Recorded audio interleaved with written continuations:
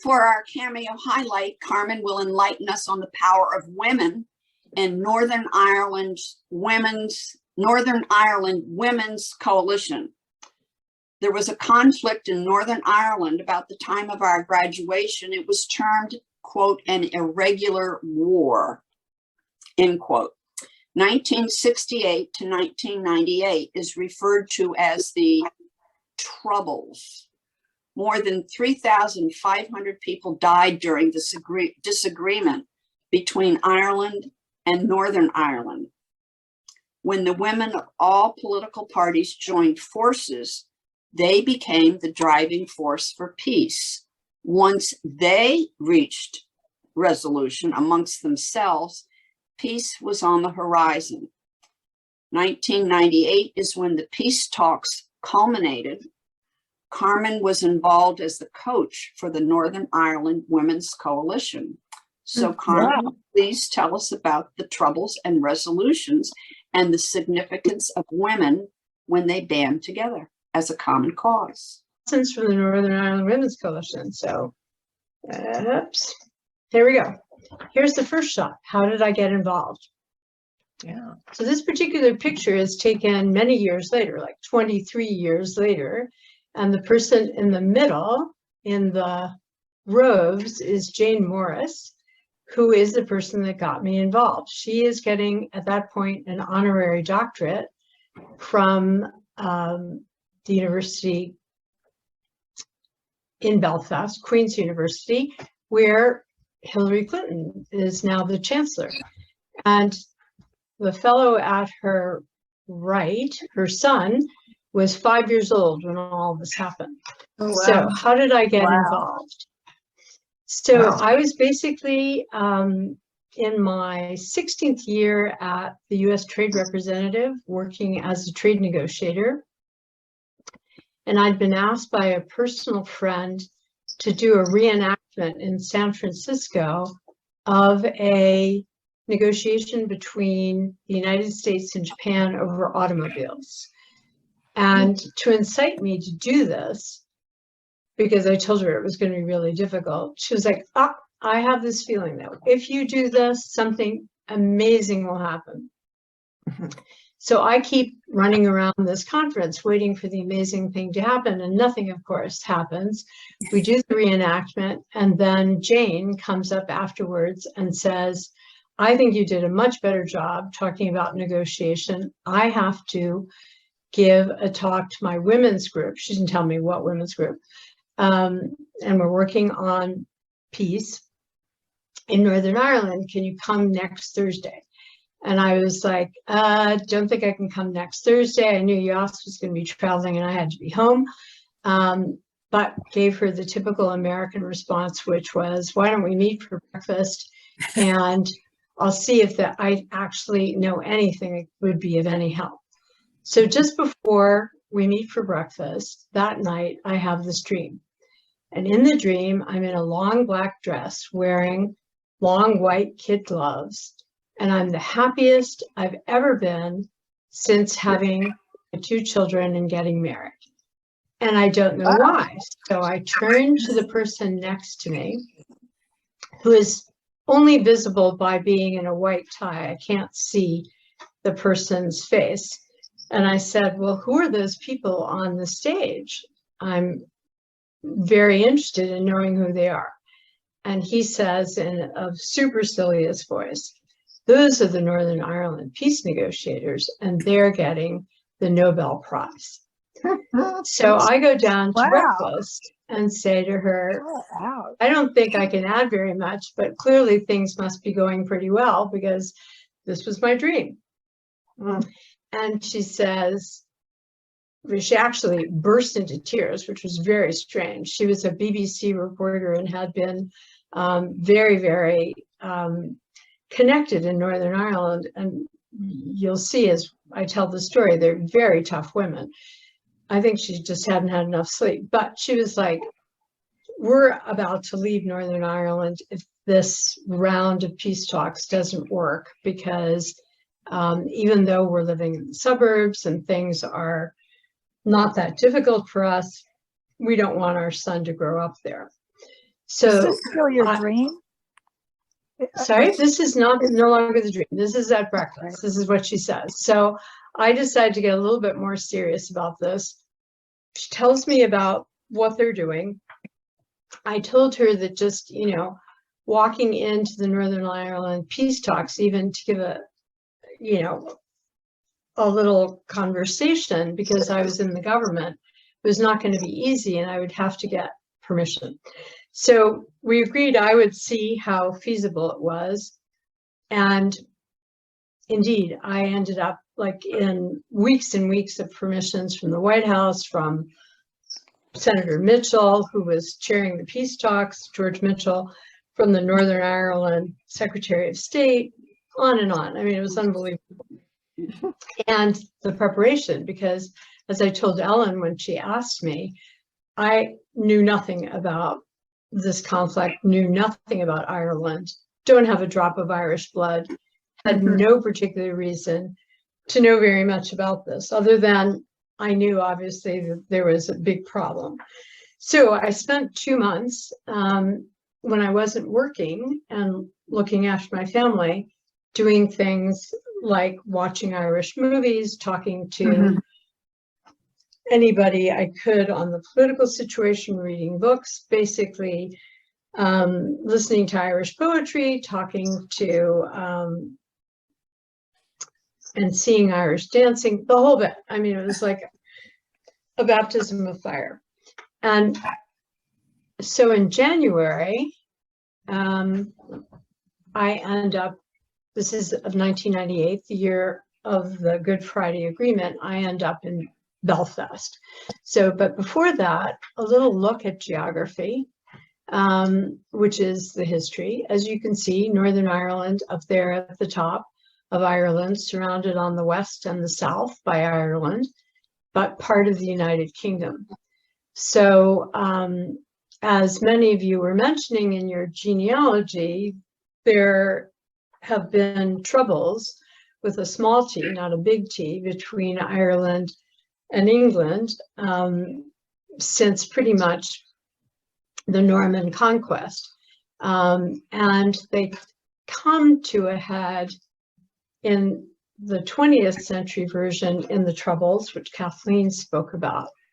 So when I arrived in Belfast, it is really a dangerous place. Carmen, excuse me, what year? What year was this? 1998, January of 1998. Okay. So there are 2 helicopters that were hovering over the downtown region.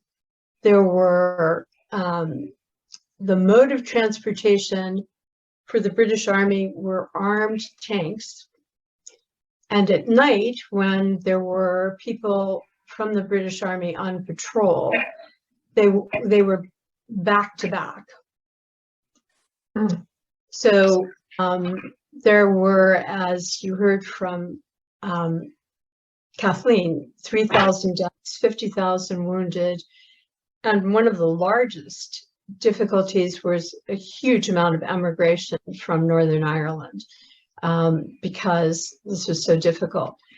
This neighborhood might have had a peace wall, which were these huge iron gates that separated one street from another, and they were very high so that you couldn't throw bombs over them. But this was sort of the everyday situation in Northern Ireland when I got there. Jeez. This is a poster of the Northern Ireland Women's Coalition when they're running for office. So when the British and Irish governments decided to try again, and peace in Northern Ireland since 1921 has been one sort of effort after another of failure. This time around, they decided they were going to hold an election for the people that would be the peace negotiators. And here again, you see a picture of a younger Jane here on the right with their posters, "Wave Goodbye to Dinosaurs." meaning the older white men who had been sort of in charge of the previous governments up until then. So none of these 60 or 70 women in the Women's Coalition ever really wanted to form a political party. All of them had been involved in peace efforts, either in academia, in politics, some, but very rarely. And there had been actually a Nobel Prize given to two women that had been involved in the peace process earlier.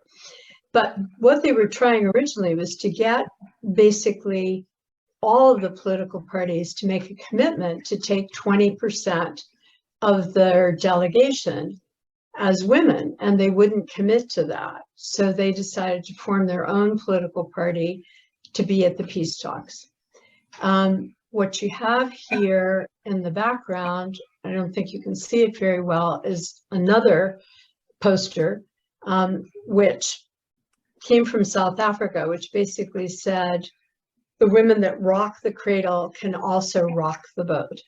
And rock the boat, these ladies definitely did. They ran for office, and as you'll see later, there's a PBS special on the Northern Ireland Women's Coalition, which was done 20 years later, but with interviews at the time. And to a person, women and men didn't think this was going to work. So it didn't have like high prospects. They were 9 out of 10 in the political parties that qualified for the peace talks, and they got 1% of the vote. So it wasn't a large number or resounding at the time. Okay, we're fast forwarding now to the picture of them at the Good Friday Agreement. I'll go backwards and talk about what we did until then. But just to sort of focus, these two people, we have Monica McWilliams, who is at the microphone. She represented the Catholic constituency, and next to her with the bangs and the dark hair is Pearl Sager, who was representing the Protestant part. And all of these people behind were part of the policy group, but behind them were about 60 to 70 women who met once a week, starting from the time before they were elected. And they had to set up babysitting and all kinds of things in order to participate. The interesting thing is they were all actually quite afraid to be elected because they knew that they would be derided, and derided they were. At the peace talks, they were constantly being criticized, and there was a public forum that went aside the peace talks where they were told that they should stay home and look after the good men of Ulster. So the next time at the forum, which was a public event, so it was covered by the press, they showed up dressed as cowgirls and sang "Stand by Your Man" in honor of their colleagues. Good one.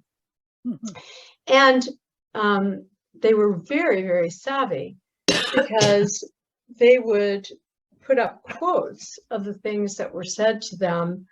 There was a public place where you could put up quotes from the forum, and so every time they were criticized, they would put up the criticism with the name of the person. And so people started writing press stories about how they were being criticized and how unfair it was. Anyway, my participation. So I arrive in January, which turns out to be one of the low points. At that point, the Good Friday Agreement doesn't look like it's going to happen. And Brona, who is further back here, has gone in to see Mitchell and chided him for how slow this process is going and how serious this is, as if Mitchell might not know. And I think actually that might have been the reason they let me come. They were like, maybe we can add another mad woman from America and see if it doesn't get better. Blame it on her. Exactly. when I got there, they gave me the rule book and basically said, you've got a week to look at us and listen to what we say, and we'll give you an hour to talk to us. So I was a little taken aback after all this effort, and I was on annual leave, and I had to pay my own way. So nevertheless, it was a lesson. I'll talk about what I learned. We went through at that talk the 2 or 3 things. One, what they were going to do for survival if they ever did get a peace agreement. Was this political party going to go forward? Because they knew unless they kept the same electoral system, they wouldn't make it. And they said they didn't care, that they weren't going to waste one of their chips in the negotiating process for that. They indeed decided that their main priority in our analysis was a civic forum. And in some ways, I think that is one of the tragedies of Northern Ireland, because that electoral system allowed for participation by a lot of different small political parties, and now all you have is the large ones. But that was their choice. We also looked at timelines. And here I actually had one of the people who's not there, who later became a baroness, stand up and scream at me in my 1 hour when I told them that the peace talks would be over by May. And I based this on the fact that Senator Mitchell's wife was pregnant after having had a miscarriage, and she had had a miscarriage by herself. This is Mitchell's second wife, very much younger, while he was at the peace talks, and she's now pregnant again, and going to have this child. So I was like, I think she's going to pull the plug. And they were like, Mitchell is committed to us forever. And I was like, no, he's not. He's given like a year and a half of his life. And if this doesn't come to some kind of a conclusion, he's going to leave. So after they got over their anger at that, they did start looking at what it would be like if the peace talks ended, and what they had to do to put forward their positions and get other people to agree to them. Peace talks actually end earlier because Mitchell gets a death threat, and they move forward his timing. He told them somewhere in the spring that he was going to be leaving if they couldn't come to any agreement. So after my trip there, I worked mostly by internet, which was up, and there was a lovely guy in Philadelphia who put together all of the news in the US, in Ireland, in the United Kingdom, and in Northern Ireland. And every night there would be this news summary that I could read, plus my emails to them. So here's the Good Friday Agreement. They are the 2 of the signatories, and they go on to yet another election, and they're elected for 5 years to be part of the new Northern Ireland Assembly. So I continued for another 5 years while they were in government, doing things by internet and going over once a year. So what did I learn? First, trust your inner voice. I really believed that they were on to something when I heard from Jane that they had participants that ran all the way from the Protestant paramilitaries to members of the IRA and everyone in between. I was really thought that if they put their minds to it, they would figure out what the compromises were in this negotiation much faster even than the people in the room.